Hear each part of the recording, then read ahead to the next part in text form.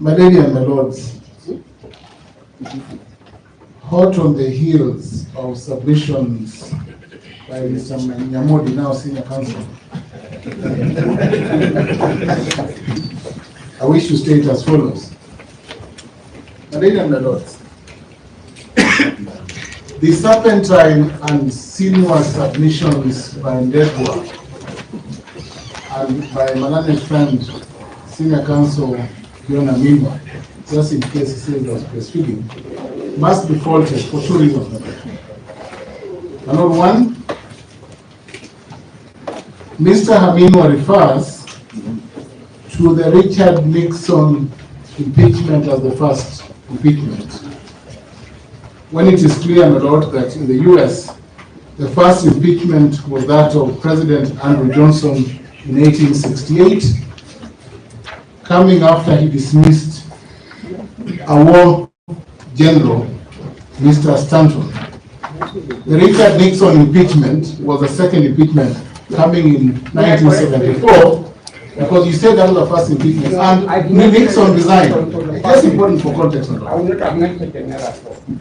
It's just important for context that in the second impeachment of Richard Nixon, he resigned on the 8th of August, 1974, and thereafter the next president, Ford, took over for the next 3 years. I think it's striking a lot to refer to this impeachment because of the case of... Nixon was never impeached. He resigned. Yes, he resigned. Let us get things clear. After the Watergate scandal, the impeachment commenced and he resigned. And that is what gentlemen do when an impeachment is needed. My lord, I want to connect this to my submissions, that we shall be relying on the political question doctrine and the finality of impeachments by Senate in a comparative context. My lord, let me submit that in Gladys Boscholei versus JSC, this court set out a threshold for recusal. And the threshold is, my lords, that a recusal application must be made in good faith.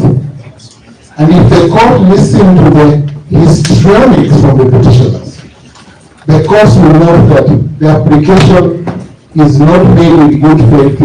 It is tied to an intention to extend ex parte orders that advantage the petitioners.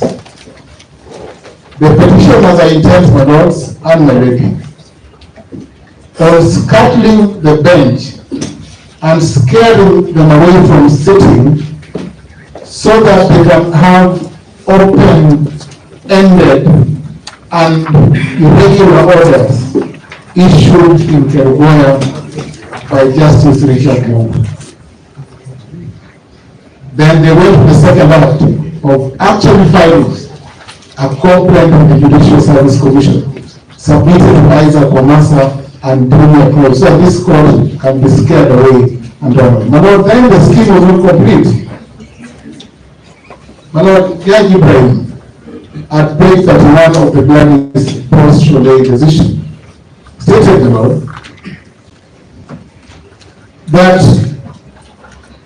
the threshold for impeachments cannot, for recusal cannot be so low, and every allegation made of any form of bias must be proved through credible evidence.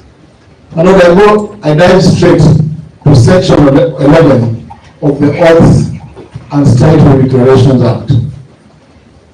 The petitioner's affidavit. The petitioner made a false affidavit through a document pursuant to factual issues that the petitioner then attempted to withdraw in court. My lord, that not only invites a criminal sanction under section 11, but what is more important, my lord, is that false affidavits are no affidavits and must be struck off. Because the penultimate paragraph in our affidavit, my lord, swears to the truthfulness of the whole document. Where therefore, my lords, any part of that document is false, the affidavit must be struck off. And I will further submit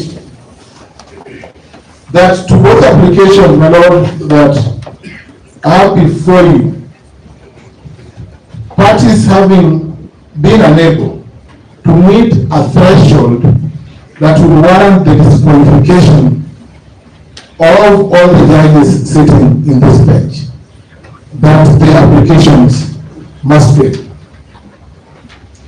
I have no doubt, my lords, that we have cited relevant authority. We have cited the authority in Jackson, Malawi, and others, a court of appeal decision on the threshold that learned friend senior counsel Hamina wants to lower. He invites the court that at every mention of the possibility of bias, that the court downs its tools.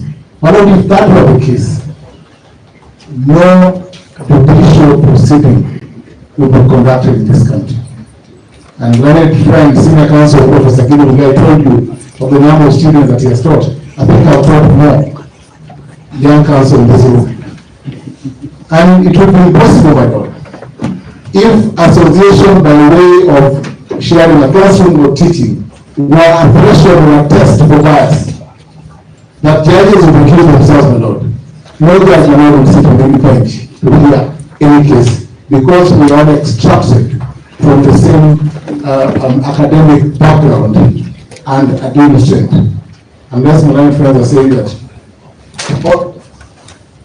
Yes, my Lord, in response to the suggestion that the Honorable Justice Grima attended a wedding of the Speaker of the Senate, my Lord, my Lord, the Speaker attended the wedding of the Honorable Justice. My Lord, the Honorable Justice Amason Kingi, is a peripheral party in the proceedings. Indeed, if you look at the proceedings, my Lord, what we have in the proceedings is not Amason Kingi as a party in his name. It is the office of the Speaker as a corporate office who is a defendant or respondent in these matters. But number two, my lords, the Honorable Speaker King merely presided over the proceedings in Senate and was not a voting member in the sitting of Senate that led to the impeachment of the former deputy president.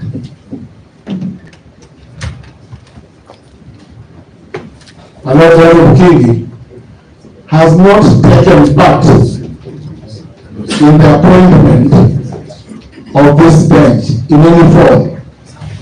My Lord, clearly the petitioners are clutching on straws, and every attempt at ensuring that this court does not proceed seems to be falling by the wayside. I urge the court and I invite the court to consider this application for recusal as another attempt to frustrate the processes of this court and to ensure, my Lord, that this bench does not proceed to dispense justice that ought to be dispensed expeditiously in line with the Constitution. I pray. My Lord, on the appointments of judges, my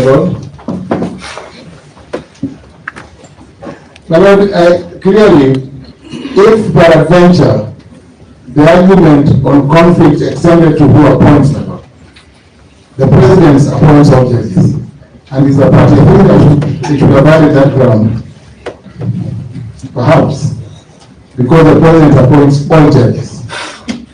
But that cannot be a cause for a party seeking a recusal, my Lord, because the President, in performing a constitutional mandate, just like, my Lord, the CS environmental exercise has failed to mandate in appointing Florence as a board member, my Lord, cannot be a cause or a basis for seeking or asking for complaint soon. Parties will then apply for recusal on the basis alone that two judges or litigant and a judge belong to the same community. Thank you, Madam.